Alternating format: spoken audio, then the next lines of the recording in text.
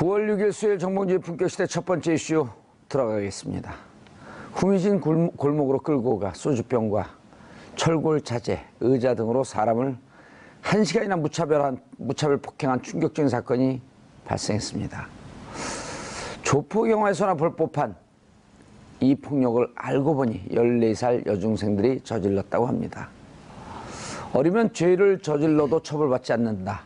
이런 그릇된 인식이 청소년 범죄를 더욱 잔혹하게 만드는 것은 아닐까요? 점점 더 잔인해지는 청소년 범죄와 우리나라의 소년법, 도대체 어떻게 봐야 하는지 전문가 세 분 모시고 말씀 나눠보도록 하겠습니다. 김대훈 주간조선 기자 자리하셨습니다. 네, 안녕하세요. 예. 동영상 보셨죠? 네, 맞습니다. 저는 못 보겠던데요. 심약한 저 같은 사람도 못 보겠더라고요. 무료 급식을 1년 동안 하고 오셨지 않습니까? 그래도 무서워요. 네, 그 안에는 또 다양한 범죄자들이 같이 말로 있잖아요. 만들었잖아요. 말로. 아, 그렇습니까? 예. 푹 교정시설 내에서는 폭력, 20년 산 사람들. 교정시설 내에서는 폭력이 없습니까? 일치 없어요. 아, 그렇습니까? 국가인권위원회 만들어지고 난 이후에. 네. 예. 너무 살벌해요. 근데 저 보니까 막, 그렇습니다. 피 흘린 거 보고 양절 변호사님 자리하셨습니다. 네, 안녕하세요. 다 자제분들이 있잖아요. 예, 그렇죠. 예. 정말 또래거든요. 사실 저도 이제 여자아이가 있고 해서 예. 소름 끼쳐서 정말 저도 못 보겠더라고요. 또래요? 예. 딸 있나요? 예, 예. 몇 학년이에요? 저보다는 조금 더 어립니다. 저보다는. 저는 딸이 고2인데 예. 또 중학교 1학년인가 그때부터 한 3년 동안 왕따로 지내갖고 아유, 그럼 예. 더더군다나 이제 마음이 더 아프셨겠죠. 무감각 왕따. 다른 사람 왕따 시키는데 자기는 왕따인지 모르는. 그거 별 개념이 없는 거죠, 그냥.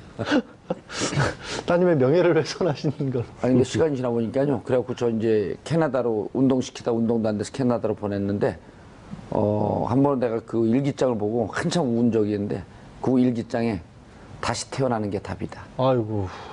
근데 그게 그때 당시에 그 또래 애들 또 유행어였대요. 아우, 얼마나 속상하셨어요. 그럼. 그러니까. 그리고 도저히 안 되겠다 그러고. 내 정치든 뭐든 관계없이 이거 보내야겠다. 자식이 가장 크죠. 근데 저 아이들도 사실 대한민국 아이들인데 저 그러니까요. 모습이라서 예. 너무 처참합니다, 사실. 저 엄마가 벌써 2달 사이에 저런 폭행을 당했다고 하니.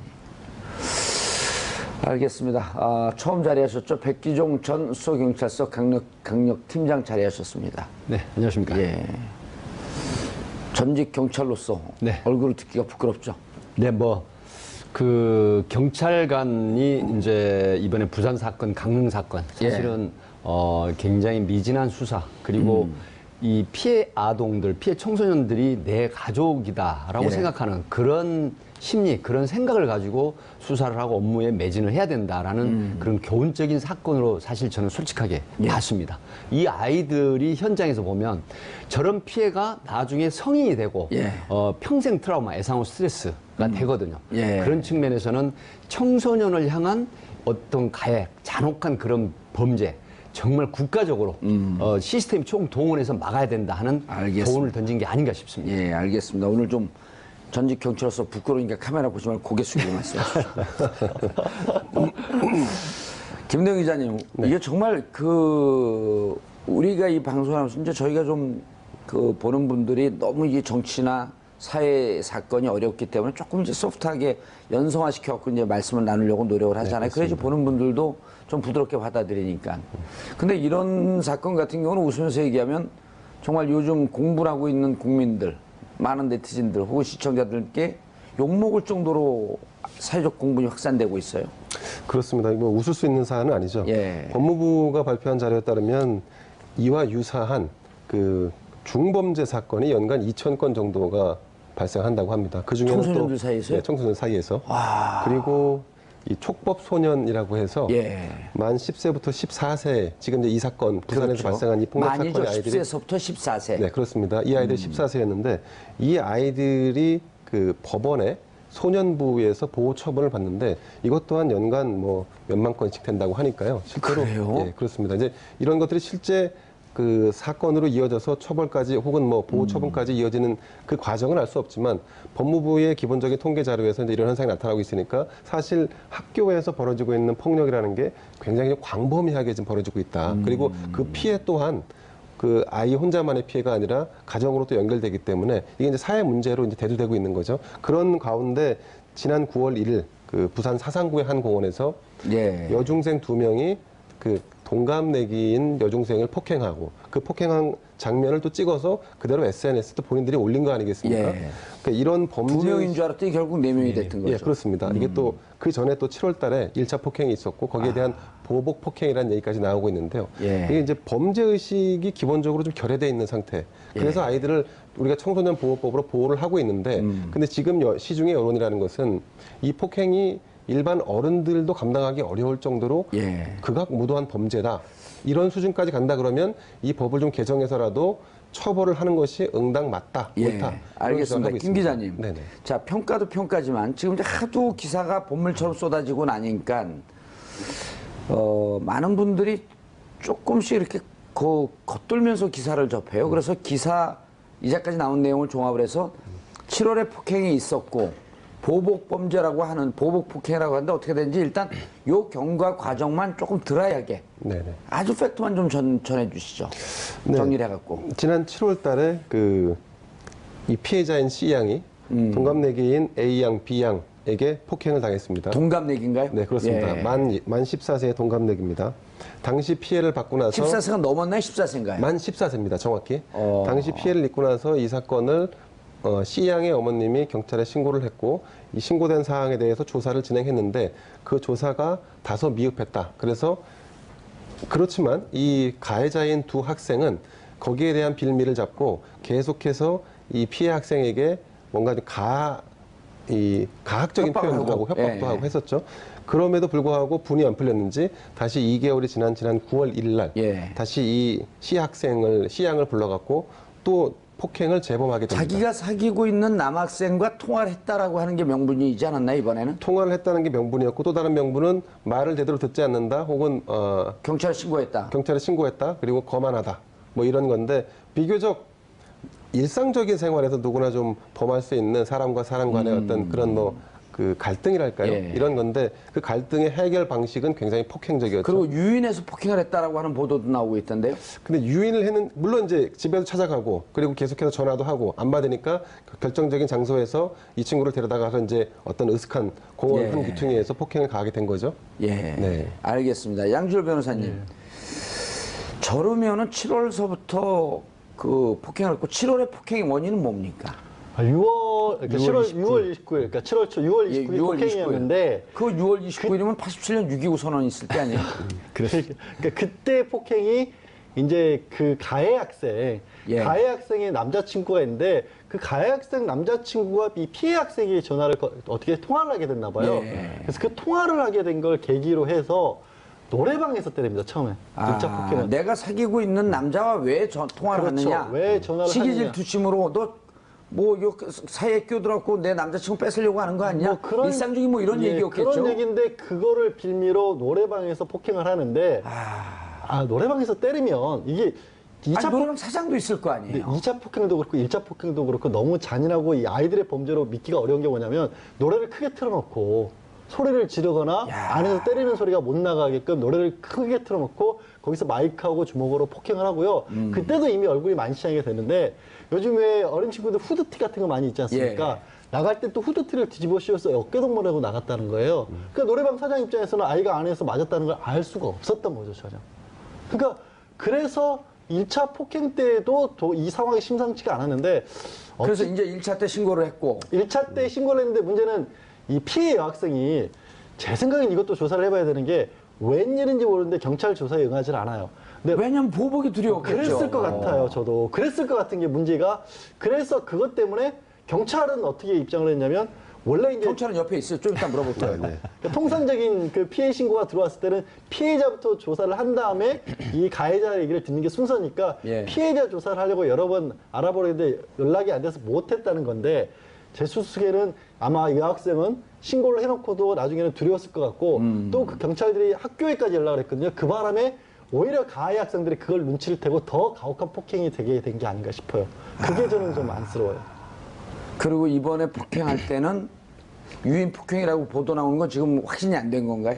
확실하게 확인 안 된 거죠. 왜냐하면 이제 경찰이 오늘 정도에 아마 영장을 신청을 할 방침이라고 합니다. 그래서 수사를 해봐야 되는데 지금 언론에 보도가 된 바로는 뭐 다른 이유로 해서 불러냈다며 거기에 가봤더니 아이들이 기다리고 있었다. 있었고 예. 그다음에 공장 근처로 데려가서 인적이 굉장히 으슥하고 주변에 막 흉기 같은 것들 위험한 물건이 널린 곳에 미리 데려가서 장소 그러니까 다 배정을 한 거예요. 섭외를 한 거예요. 쉽게 말해서 그 우리가 뭐라고 해야 돼? 장소 이렇게 장소 답사도 사전 해놓고 답사를 여기가 합니다. 가장 적합할 것이다. 예, 예. 인적도 드물고 예.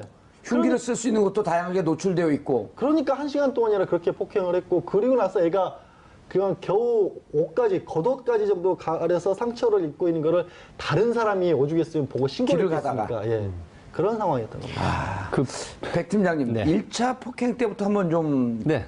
어쨌든 뭐 지금 기사 나온 거로 추정할 그렇습니다. 수밖에 없는데. 조금 더 팩트를 말씀을 드리겠습니다. 예, 그리고 네. 좀 이렇게 빙의해 주셨으면 감사하겠습니다. 네. 그때 당시 경찰 입장에서. 네네. 그리고 왜 그때 제가 묻겠습니다. 왜 네. 축소를 했는지. 네, 이제 6월 29일 날인데 이 가해 학생이 5명으로 지금 나와 있죠. 6월 29일 5명이에요? 6월 29일 날도 전체 흐름이 전체적인 학생 애들이 5명이었어요. 이번엔 4명. 네, 그런데 그 중에 이제 한 학생이 3학년이죠. 예. 지금 피해 학생은 2학년이고. 예. 그러니까 이제 다른 학교란 말이죠. 그런데 그 여학생이 내 남자친구랑 통화를 했다라고 하니까, 지금 말씀하신 것처럼 혹시 내 남자친구랑 서로 교제하려고 하는 게 아니냐는 그런 오해를 했던 거예요. 그 3학년은 다른 학교 학생이에요? 그렇죠.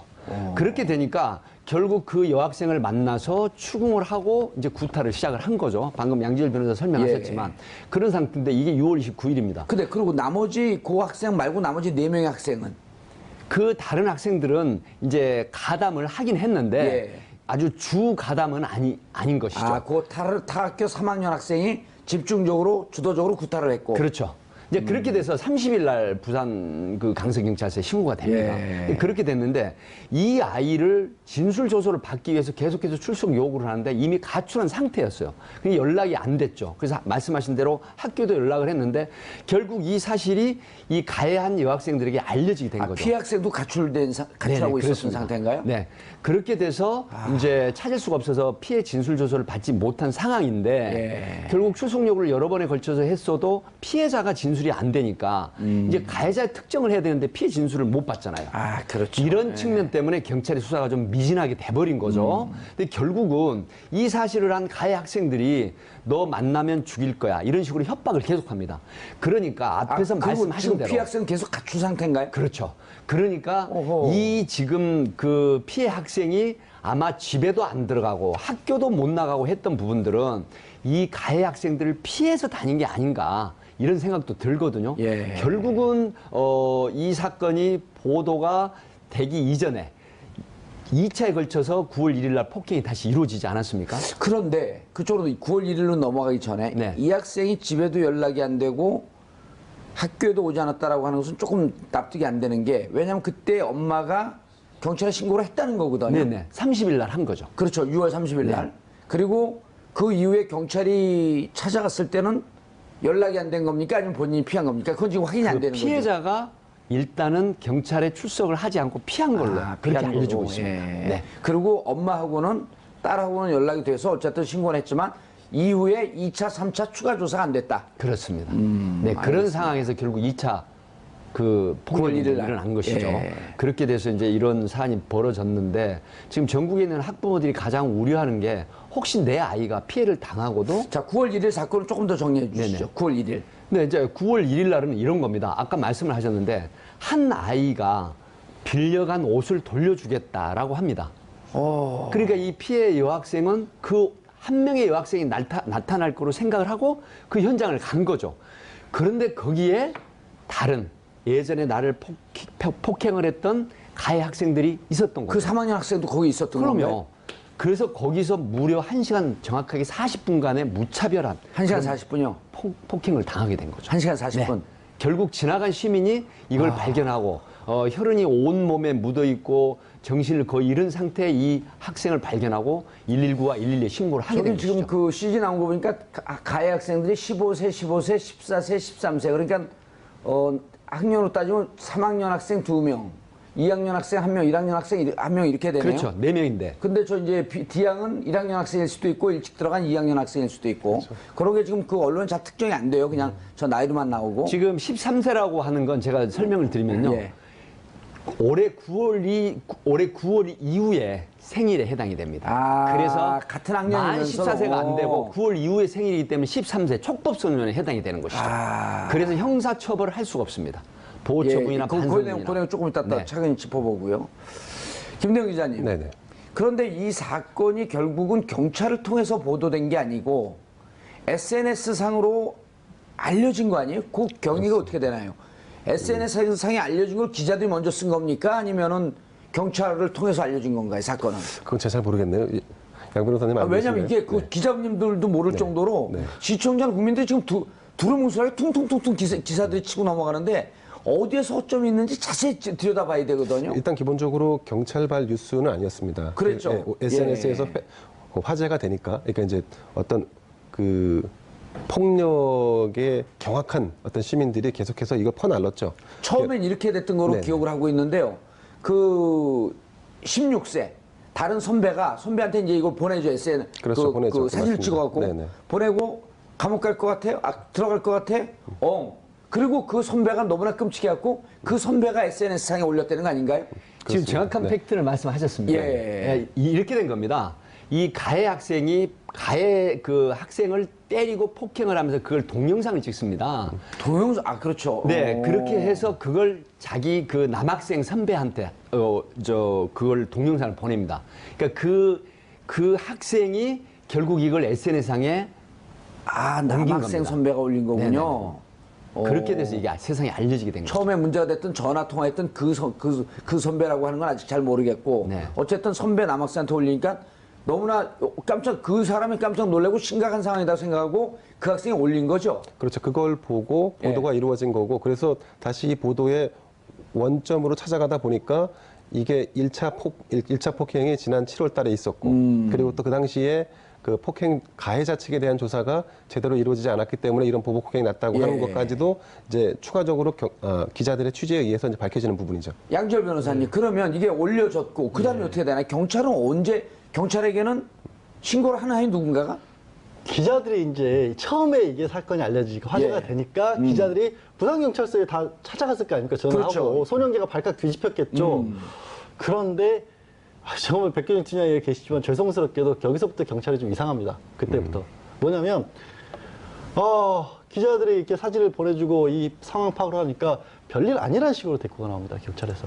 이때 사건 접보는 된 건가요? 네, 사건 접수는 이미 돼 있었죠. 사건은 접수가 돼 있는데 별일이 사건 접수는 누가 했냐는 거예요? 그러니까. 사건 접수는 피해자 어머니가 접수를 했죠. 피해자 어머니가 접수를 했고 그다음에 아까 이제 잠깐 2차 사건 2달 전에 폭행이 있었다는 것도 피해자 어머니가 이 SNS 신고를 추가로 올린 했죠. 겁니다. 근데 무슨 일이 있었냐면 경찰에게 기자들이 질문을 하니까 이게 중상은 아니라는 식의 답변이 옵니다. 이게 상처였다고 땀 때문에 사진이 그렇게 찍힌 거지 중상은 아니라는 식으로 답변이 옵니다. 피와 사진이 버무려져서 좀 많이 있었던 것처럼 보이는 사진에 거지, 보였지 실제 큰 사건 아닙니다. 골절도 아니고 큰 사건이 아니라는 식으로 답변이 온 겁니다. 예. 그랬고 또 이 어머님이 이 사진이 막 돌아다니니까 예. 이 피해자 어머니 입장에서는 딸이 그런 모습의 사진이 돌아다니는 게 너무 이게 안쓰러울 거 아닙니까? 그렇죠. 이것조차도 막아달라 그러는데 그 이유에 대해서 어떤 특별한 대응도 없었던 걸로 보여요. 예. 경찰에. 그래서 어머님이 더 화가 나서 그래서 이제 언론에는 어떻게 나왔냐면 엄마는 경찰한테 이 사진이 돌아다니니까 좀 막아주십시오. 그것도 요구를 했다는 거고 경찰 아무 조처를 취하지 않고. 예. 왜 아무 조치도 안 취했어요, 백 팀장님? 이 사실 지금 경찰이 대응이 여기 좀 질문 한번 답변하세요. 네. 저기 지금 양지열 변호사님 듣고 있어요. 그래서- 오늘 경찰은 할 얘기 없어요. 알겠습니다. 백 팀장님이 잘못하신 건 아니다. 하여튼 1차 폭행 기사가 언론에 났을 때도 예. 이게 보복 폭행의 가능성이라 이런 부분도 경찰에서는 얘기를 모르고 있었습니다. 그래서 그냥 일종의 좀 축소된 상태로 기자들은 이제 경찰에서 브리핑을 해준 대로 기사를 쓸 거 아니에요. 기사 썼죠. 그러니까 그 기사를 보고 어머님이 또 화가 나서 이게 사건의 전부가 아니다. 라고 SNS에 또 폭로합니다. 그래서 더 커진 거예요, 사건이. 그리고 이제 일반 사람들은 전체적으로 사건은 무척 큰 사건이고 실질적으로 저기서 나와 있던 지금 동영상은 본인들이 찍은 건 아니고 근처에 있던 CCTV에서 잡은 거죠. 네. 그렇죠. CCTV까지 이제 그때 백 팀장님, 아까 제가 야단쳐서 죄송한데 원래 감옥을 보낼 때 부드럽게 얘기합니다. 야단치면 감옥을 안 보내요. 경찰이 그 엄마가 신고를 하고 이렇게 기자들이 연락 오고 그랬을 때 무슨 심정이었을까요, 경찰은? 사실은 이제 그때 진단이 팩트가 2주 상의 진단이 있었습니다. 아니 어떻게 저렇게 했는데 2주밖에 안 나오죠? 아니 그 최초 사건에. 아 6월 29일? 네, 6월 29일 날 그 폭행 사건은 상해 진단이 2주가 이제 첨부된 사건이었거든요. 예. 그렇게 지금 알려지고 있죠. 그래서 통상적으로 경찰이 중상으로 보는 건 3주 이상을 중상으로 보는데 예. 그럼에도 불구하고 지금 여학생이 14세밖에 안 된 아니 아이고. 근데 이 사건 지금 9월 1일 사건을 얘기하는 거거든. 네, 그러니까 9월 1일 사건 이전에 진단서 제출된 건 2주로 지금 예, 알려지고 2주. 있죠. 예. 그래서 이제 그 부분이 피해자 진술도 안 되고 그래서 최초의 기자가 물었을 때 최초의 사건을 설명을 하면서 이게 중상이 아닌 걸로 했지만 상당히 대응이 저는 잘못됐다. 이렇게 그러니까 보고 이렇게 정리할게요. 기자들은 지금 이 SNS상에 도는 사진과 동영상을 보고 이게 어떻게 된 겁니까? 그거 물었더니 경찰은 6월 29일 초동 단계의 사건에 대해서만 얘기를 했다. 그렇죠. 그런 대응을 한 것 같아요. 이제 그렇게 됐는데 사실은 그 당시 사건이라고 하더라도 노래방에서 1시간 반 정도가 넘는 이해는 그런 좀 폭행을 되네요. 당했는데 그런 부분이 이제 수사가 미진하고 잘 되지 않은 상태에서 좀 축소나 조금 약간 은폐를 하려고 시도를 한 게 아닌가 하는 그런 의심이 오히려 듭니다. 이번에 전화가 왔는데 자 이게 1차 폭행이 있었고 그때는 2주 정도의 진단이 왔고 지금 이 사건은 신고는 들어왔지만 사건 그 수사 진행 중이고 아직 완전히 파악은 되지 않고 있습니다. 라고 정지가 얘기를 했으면 됐을 거 아니에요. 그렇습니다. 그래서 항상 적법 절차에 의해서 모든 걸 오픈 공개를 하고 정말 사실 팩트를 그대로 전달하고 사실을 알려줘야 됩니다. 그런 부분이 없었기 때문에 지금 일각에서 경찰의 대응, 수사 미진 이런 거에 대한 비판이 크다 이렇게 볼 수 있습니다.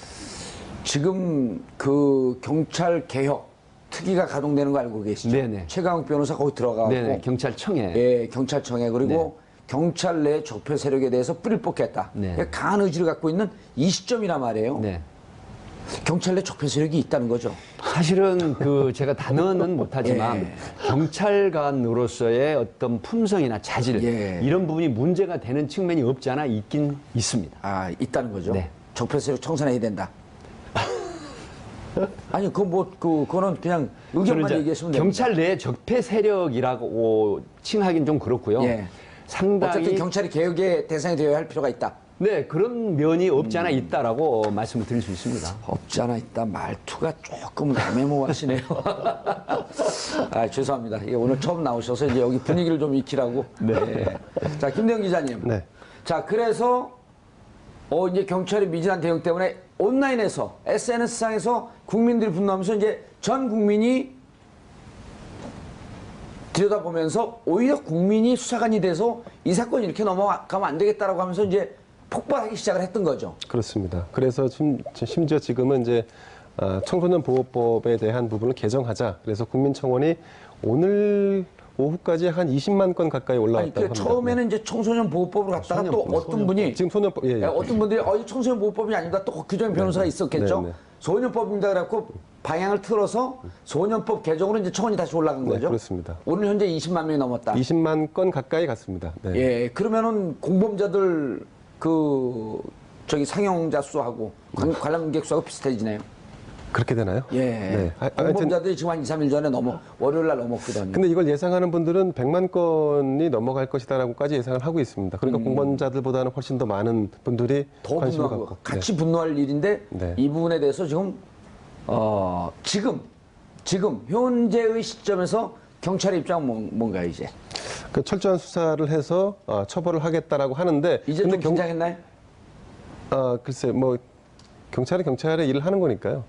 이 어떤 사건이 불거졌기 때문에 더 긴장할 수는 있겠으나 주목을 더 받기 때문에 긴장할 수는 있겠으나 어디까지나 수사는 기본적인 원칙에 따라 진행하는 거니까요. 근데 지금 경찰에서는 아마 이 사건을 어떻게 처리할지 굉장히 고민할 겁니다. 왜냐하면 법에 정해져 있는 것은 어쨌든 보호 처분이라고 하는 기본 전제가 있는 거고. 그래서 오늘 박상기 법무부 장관이 기자들하고 이제 간담회를 했는데 그 자리에서도 이 소년법 개정에 대한 의견을 묻는 질문이 있었습니다. 거기에 대해서 법무부 장관의 워딩은 그렇다고 해서 법을 개정하는 거는 쉬운 일이 아니다. 그리고 개정이 그러니까 처벌을 어떤 중하게 하는 것만이 능사가 아니다. 이 법의 기본적인 취지도 고려해 볼 만하다. 이제 이런 상황이거든요.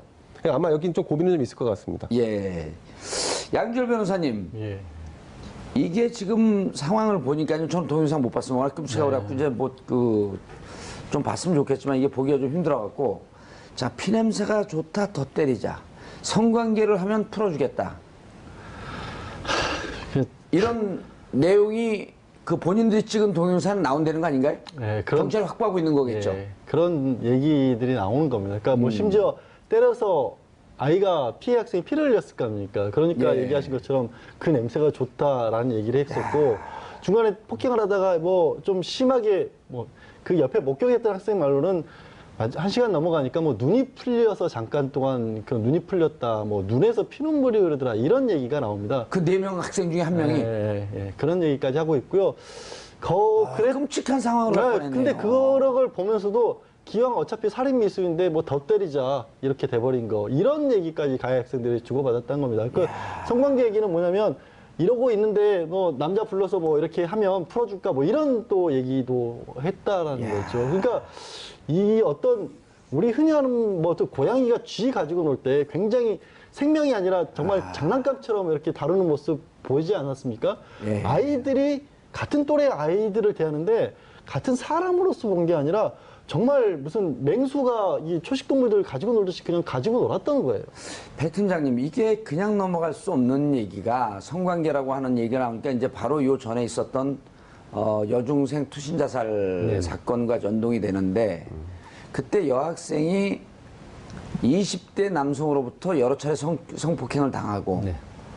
반복적으로 성폭행을 당하는데 그 바로 옆에서 이것을 도왔던 친구가 있었다는 거거든요. 네. 동료, 친구라고 하는 게 아니라 동료 여학생이 있었고 이 동료 여학생의 매개가 돼서 계속 지속적인 성폭행이 있었고 그때도 나오라고 그러니까 안 된다고 막 울면서 거절하다가 엄마한테 전화해서 엄마 나 좀 데리러 와라. 엄마가 장사하고 있으니 집에 가 있어라 하는데 그 순간 이 사회에 대한 끈을 놓고 엘리베이터를 타고 올라가면서 펑펑 울면서 올라가고 그 CCTV에 다 잡히지 않았습니까? 그렇습니다. 결국은 학원 옥상에서 투신 자살한. 네. 그러니까 이게 지금 자칫 잘못하면 지금 그 전 단계에서 막아줬기에 망정이지 더 극한 상황으로 갈 수 있었던 사건 아닌가요? 저도 지금 앵커께서 말씀하신 우려, 걱정, 예. 공감을 합니다. 왜 그러냐면 이 아이가 엄청난 그런 고통 속에서 이제 피해를 당하고 또 향후에도 예. 계속해서 이런 협박이나 고통을 당할 거라는 예상을 했고 더군다나 그 무자비한 가학적인 그런 폭행을 하면서 나중에 성관계를 하면 풀어줄게라고 하는 부분들이 정신적인 트라우마가 엄청났겠죠. 그렇다고 예. 하면 이 사건이 신속하게 SNS를 통해서 알려지기 때문에 이 상황이지 만약에 이게 계속 방치가 됐다고 하면 이 여학생도 역시 극단적인 선택을 할 우려가 컸었다라는 예상이 그렇죠. 듭니다. 아니면 가해 폭행을 당하다가 사고가 났든지 그렇죠. 아니면 이것이 이렇게 노출되지 않았으면 정말 여기에 대한 수치심, 두려움 이런 것 때문에 극단적인 선택을 할 수도 있었던 상황 아닌가요? 그렇습니다. 실제 일선에서도 보면 그런 경우가 있습니다. 예. 정말 견디기 힘든 그런 피해를 당하고 고통을 당하는데 자 부모에게 이야기할 수도 없고 학교에 가서 이야기할 수도 없고 알겠습니다. 친한 친구도 없고 이런 상황에서는 결국 극단적인 선택을 하는 그런 일이 왕왕 있습니다. 이 사건이 나오니까 7월에 있었던 강릉 여학생 폭행 사건 그건 무슨 내용이죠? 네, 그 강릉 여고생, 여중생 6명이 후배를 7시간 동안 폭행해서 전치 2주 그리고 정신과 치료를 받게 되는 사건이 있었습니다. 전치 2주요? 네, 그렇습니다. 6시간 때렸는데요? 그렇습니다. 이게 이제 그 뭔가 석연치 않지 않나요? 이제 전치가 얼마나 나오느냐의 문제는 또 이게 이 피해의 양상을 예. 겉으로 피상적으로 보는 것과 좀 다를 수는 있습니다. 아까 그 이 사건도 피범벅이었다라고 하는데 왜 전치가 2주밖에 안 나왔냐? 물론 예. 1차 사건이긴 하지만 어쨌든 그런 이 폭행의 어떤 과중성을 따질 때 예. 병원에 가서 치료를 받고 진단서를 떼는 문제는 또 별개의 문제라고 예, 생각합니다. 예. 알겠습니다. 어쨌든 네. 예. 근데 양 이 변호사님. 이 사건에서 이제 왜 그럼 강릉은 7월달에 있었던 건데 아직까지 보도가 덮여 안 됐냐? 있었다가 보도가 예. 안 됐다가 이번에 이제 부산 사건이 알려지면서 이 강릉에서의 피해 여학생의 언니가 우리 동생도 이런 비슷한 일을 겪었다라면서 올린 겁니다. 근데 그렇게 해서 이게 사건화가 되니까 이 가해 여학생들이 자기네들끼리 단체방에서 했던 얘기가 공개가 됐어요. 어허. 그게 너무 충격적이에요. 무슨 내용이냐면 야 이거 부산 얘기만 뜬 게 아니라 우리 얘기도 떴는데 어허. 이거 어떡하냐? 그랬더니 뭐라고 하냐면 어이 우리 SNS 스타 되겠네. SNS 자기들이 그게 얼굴이 알려서 유명해지겠다고 합니다. 그러니까 야 그럼 이거 안 되는 거 아니야? 그때 걱정하지 마 시간 지나면 잊혀져. 어허. 또 한 사람은 우리 얼굴 누가 신상 설계해서 우리 얼굴 돌아다니면 초상권 침해로 고소하면 돼. 이런 얘기들을 부모 중에 변호사가 있나요? 그러니까 자기들이 잘못해서 걱정, 그러니까 우리도 어떻게 하면 좋아 걱정이야 이게 아니라 정말로 그 안에서 죄의식이라는 요만큼 더 찾아볼 수 없는 대화들이 주고받던. 지금 이 사건 이후에 김대영 기자님, 이 사건 이후에 7월 강릉 사건에 대해서 기자들 취재가 또 들어갔을 거 아니에요? 네, 그렇습니다. 근데- 경찰이나 이쪽의 대응은 뭔가요? 대답은?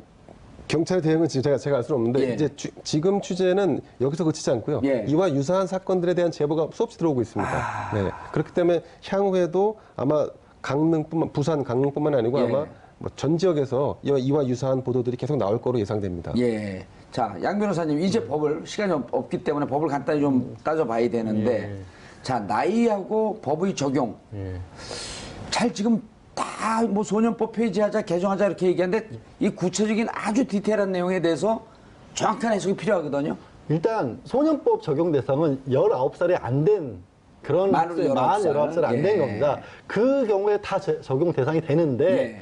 문제는 이제 소년법이라고 하는 건 뭐냐면 보통은 죄를 지으면 형사처벌을 받잖아요. 그렇죠. 형사재판을 열리는데 형법에 적용 대상이 되는데, 형법을 적용해서 형사재판하는데 그게 아니라 19살이 안 된 그 어린이기 때문에 일단 계도의 기회를 한 번 더 주자라고 하는 게 해서 소년보호사건이라는 걸로 별도로 처리합니다. 이거는 형사법정처럼 엄격하게 증거 따지고 기소하고 이런 게 아니라 딱 판사가 사건 기록을 보고 자기 재량에 따라서 보호처분이라든가 아니면 아주 중대한 경우도 소년원에 보내는 정도로 끝내는 겁니다. 소년 보호 사건 소년부에서 처리하는 예, 거죠. 그래서 뭐 전과도 안 남고 정식 재판으로 넘어가는 게 예, 아니고. 그렇죠. 그래서 이번 사건에서 문제가 됐던 게 이 보호관찰 중인 청소년들 같은 경우에는 보호관찰 중이라는 걸 경찰이 알 수 없습니다.